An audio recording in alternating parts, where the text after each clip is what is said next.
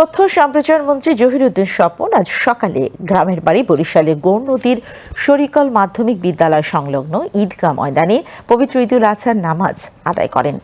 নামাজ শেষে সবাইকে ঈদের শুভেচ্ছা জানিয়ে মন্ত্রী বলেন, আজ সারা বিশ্বব্যাপী মুসলমান সম্প্রদায়ের একটি পবিত্র উৎসব। এই উৎসবের মধ্য দিয়ে ত্যাগের মহিমাকে সামনে তুলে ধরা হয়।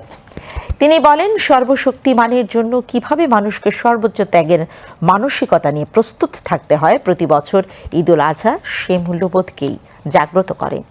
তথ্যমন্ত্রী বলেন, এবারের এমন এক প্রেক্ষিতে ঈদুল আজহা উদযাপিত হচ্ছে যখন বিশ্বের নানা জায়গায় সংকট চলছে।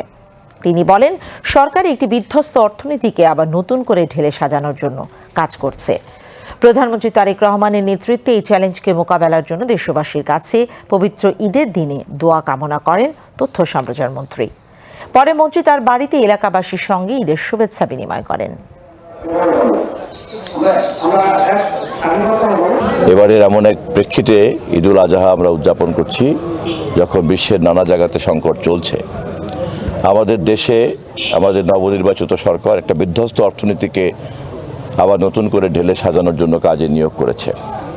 আমাদের মাননীয় প্রধানমন্ত্রীর নেতৃত্বে আমরা এই চ্যালেঞ্জকে মোকাবেলা করার জন্য দেশবাসীর কাছে পবিত্র ঈদের দিনে আমরা দোয়া কামনা করি।